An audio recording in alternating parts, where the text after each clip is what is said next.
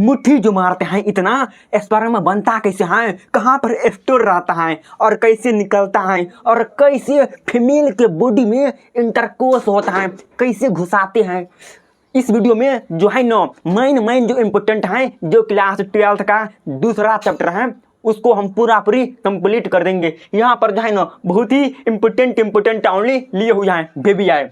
सबसे पहली बात है जो टेस्टिस होता है ना, टेस्टिस का काम क्या होता है, जो नहीं होता है उसके बगल में, हाँ वही जो टेस्टिस होता है ना, टेस्टिस में ही स्पर्म बनता है, टेस्टिस में ही स्पर्म बनता है। कहाँ पर, तो टेस्टोस्टेरोन में बनता है।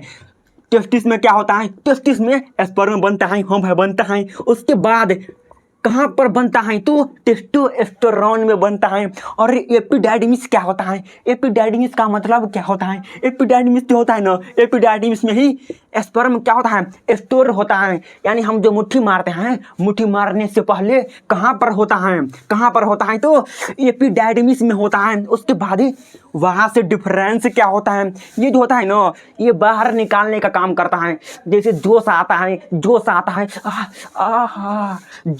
है तो बाहर निकालने का काम कौन करता है, वास डिफरेंस। उसके बाद यूरेथ्रा होता है, यूरेथ्रा, इसका काम क्या है, ये जो होता है इसी से मूत्र निकलता है, मूत्र सब निकलता है और सीमेन सब निकलता है।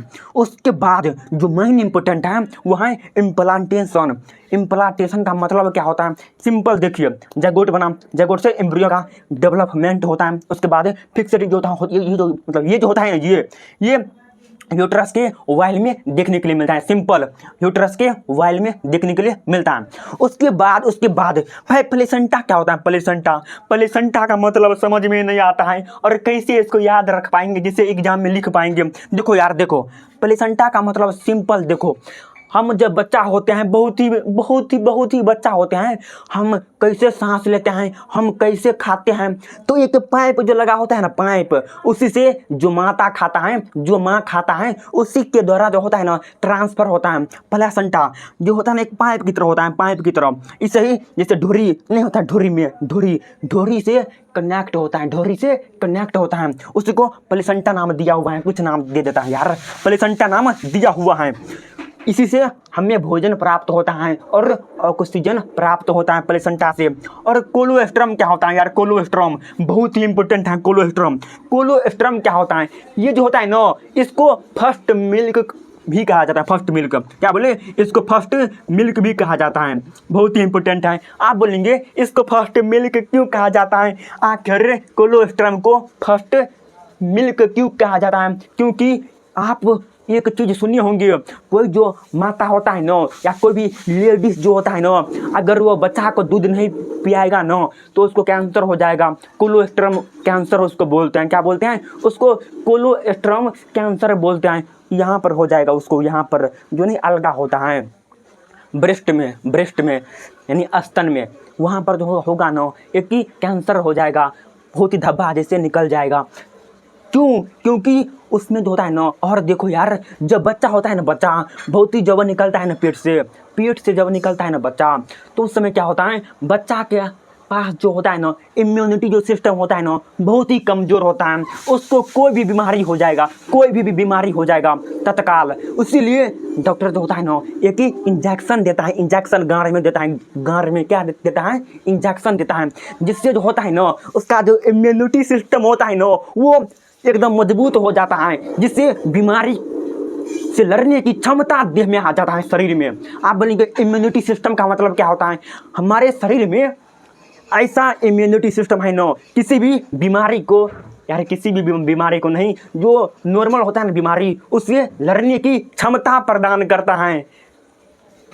तो सबसे पहली बात हम क्या बोले, कोलोस्ट्रम जो होता है इसको फर्स्ट मिल्क कहा जाता है। यानी जब बच्चा होता है ना तो जो बच्चा से दूध पीता है ना वो बहुत ही प्रोटीन उसमें होता है, बहुत ही प्रोटीन, और उससे जो होता है और वो जो दूध होता है फर्स्ट मिल्क बच्चे के लिए बहुत ही लाभदायक होता है। हमसे कुछ गलती हो जाएगा तो माफ़ी देना कर यार, हम चाहते हैं बेस्ट से बेस्ट बताना, लेकिन यार हाँ। और जो स्पर्म होता है, स्पर्म के जो बीच में होता है ना, बीच में न्यूक्लियस होता है। हम नहीं ड्रॉ कर पाए क्योंकि यहाँ पर जगह का बहुत ही अभाव था, इसलिए। और मार्कर भी मेरे पास एक ही है, क्या करेंगे, तो कोई ना। जो इसके बीच में होता है ना, बीच में न्यूक्लियस होता है, और उसके ऊपर में जो लेयर होता है ना, उसको एक्रोसोम कहते हैं। और इसको जो होता है ना, मेट्रोकांडिया कहते हैं, मेट्रोकांडिया। यहाँ पर एक मेट्रोकांडिया होता है, मेट्रोकांडिया। और यहाँ पर होता है ना, यहाँ पर एक मिड पीस होता है। क्या बोले? मिड पीस होता है, मिड पीस होता है। समझ गए। और यहाँ पर टैल होता है, इसको हम टैल नाम देते हैं, टैल। यहाँ पर हम एक टैल नाम देते हैं। और चलते हैं ओबम में। ये था स्पर्म हमारा, ये था स्पर्म, और ये हमारा ओबम। ये जो है ये ओबम है। हाँ ओबम। ये क्या है? हमारा ओबम है। बीच में क्या होता है? बीच में भी न्यूक्लियस होता है। और जो दूसरा लेयर होता है ना, उसमें साइटोप्लाज्म होता है। और जो तीसरा लेयर होता है ना, उसमें क्या होता है? तो उसमें जो ना पेलुसिटा होता है। हाँ। और जो तीसरा लेयर होता है ना, तीसरा लेयर तो बोल दिए, जो ना पेलुसिटा। और जो चौथा लेयर होता है ना, चौथा लेयर, उसको क्या कहते हैं? तो बिटेलिन कहते हैं। क्या बोले? बिटेलिन कहते हैं,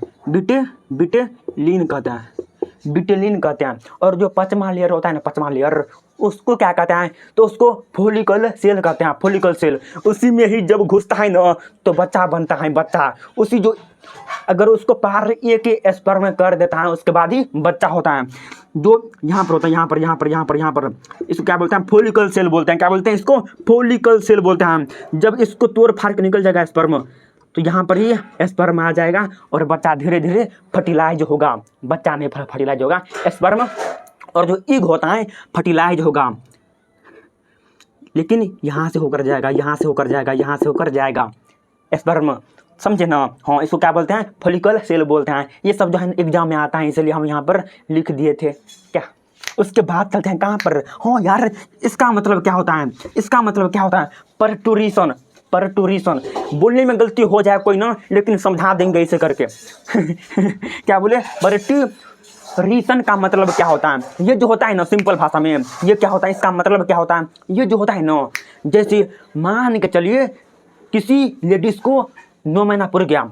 9 महीना में क्या होता है? बच्चा होता है। 9 महीना में बच्चा होता है। हाँ भाई, 9 ही महीना में बच्चा होता है ना। हाँ, 9 ही महीना में बच्चा होता है। अगर 9 महीना में बच्चा होता है, उससे पहले क्या होता होगा? तो उससे पहले मान के चलिए 2 से 15 दिन बच्चा हुआ है, या 2-3 दिन बच्चा हुआ है। उस समय क्या होगा? एक ही ऑक्सीटोक्सिन, एक हार्मोन रिलीज होगा। क्या बोले? एक ही ऑक्सीटोक्सिन हार्मोन रिलीज होगा। तो उससे क्या होगा? अगर ऑक्सीटोक्सिन हार्मोन रिलीज होगा, उससे क्या होगा? उससे जो होगा ना, जो बेबी का जो एम्ब्रियो होता है ना, एम्ब्रियो वो जो होता है ना, चौकट जाता है, चौकट, और धीरे धीरे पुश करता है बाहर निकलने का, धीरे पुश करता है बाहर निकलने का। उसको क्या बोलते हैं? परटूरिशन बोलते हैं। समझे? कंट्रैक्शन होता है। समझ गए। उसके बाद फीमेल रिप्रोडक्टिव सिस्टम में चलते हैं। बहुत ही मेन इंपॉर्टेंट है। और जो ओवरी में क्या होता है? ओवरी में सिंपल भाषा में ओवरी में क्या होता है? ओवरी में ईग बनता है। आप बोलेंगे ईग कहाँ पर बनता है? देखो, सिंपल। स्पर्म कहाँ बनता है? स्पर्म जो मुट्ठी मार के जो उजरा निकाल लेते हैं, कहाँ पर बनता है? तो टेस्टिस में बनता है। कहाँ पर? तो टेस्टोस्टेरोन में। उसी प्रकार जो ओवरी होता है, ओवरी कहाँ बनता है? तो कहाँ बनता है? तो ओबम में बनता है भाई, ओबम में बनता है। और कहाँ बनता है? तो एस्ट्रोजन में बनता है। हाँ। और ओविडक्ट क्या होता है? ओविडक्ट एक तरह से फैलोपियन ट्यूब होता है। उसी में जो होता है ना, फर्टिलाइजेशन देखने के लिए मिलता है। फर्टिलाइजेशन मतलब क्या? जब ईग होता है ना, ईग और जब स्पर्म होता है ना, वो दोनों मिलता है, उसके बाद ही ना बच्चा होता है। हाँ भाई। तो उसको ही। उसके बाद यूट्रस क्या होता है? यूट्रस का काम क्या है? देखो यार, सिंपल भाषा में समझा देते हैं। यूट्रस का बस 2 ही काम है। बच्चा को सुरक्षा प्रदान करना, यानी प्रोटेक्ट करके रखना। उसके बाद उसको डेवलपमेंट करना। जो यूट्रस होता है ना, ये हर महीने एक ही सॉफ्ट, एक बहुत ही मुलायम एक ही लेयर बनाता है, जिससे बच्चा सुरक्षा रहे, प्रोटेक्ट रहे, समझे ना। और उसको डेवलपमेंट होता है कहाँ पर, तो एम्ब्रियो में डेवलपमेंट होता है। उसका काम बस यही है, यूट्रस का बस काम यही है, बच्चा को प्रोटेक्ट करना, यानी चिल्ड को प्रोटेक्ट करना और उसको डेवलपमेंट करना। हाँ भाई। और सर्विक्स क्या होता है, सर्विक्स इसको बेजेना भी बोलते हैं। जो भूर होता है ना, भूर, उसमें ही ना ऐसे ऐसे करते हैं, ऐसे ऐसे ऐसे ऐसे ऐसे ऐसे ऐसे ऐसे ऐसे ऐसे, उसको ही सर्विक्स कहते हैं, या तो बेजेना भी बोल सकते हैं। सीधा समझ गए। उसके बाद गैमीटोजेनेसिस का मतलब क्या होता है। इसमें जो होता है ना, गैमीट का फॉर्मेशन होता है, सिंपल। गैमीटोजेनेसिस में गैमीट का फॉर्मेशन होता है, और स्पर्मेटोजेनेसिस में स्पर्म का फॉर्मेशन होता है, समझे ना। गैमीटोजेनेसिस में गैमीट का फॉर्मेशन होता है, और स्पर्मेटोजेनेसिस में स्पर्म का फॉर्मेशन होता है। उसके बाद ओजेनेसिस का मतलब क्या होता है, ये इम्पोर्टेंट है। इसमें क्या होता है, ईग का फॉर्मेशन होता है। मतलब क्या, जो लड़की में होता है अपना समय क्या होता है, स्पर्म निकलता है, लेकिन लड़की में ईग निकलता है, ईग। और इसमें क्या होता है, तो ओजेनेसिस का मतलब वही होता है। इसमें क्या होता है, ईग का फॉर्मेशन होता है, अंडा का फॉर्मेशन होता है, कहाँ पर, तो ओवरी में फॉर्मेशन होता है, ओवरी में। और हम सभी जानते हैं फर्टिलाइजेशन कब होता है, फर्टिलाइजेशन कैसे होता है, जब स्पर्म और एग मिलता है, और फर्टिलाइजेशन देखने के लिए मिलता है। एक मेंस्ट्रुअल साइकिल होता है, यहाँ पर ऐड नहीं किए हुए हैं। अगर आप चाहते हैं तो एक अलग या शॉर्ट वीडियो में समझा देंगे। प्लीज़ यार कुछ कमेंट में लिख देना यार, कुछ भी, पसीना से कोई बात नहीं यार, बस कुछ यार। अगर मज़ा आया या कुछ भी गलती हो गया होगा तो माफ़ी चाहते हैं।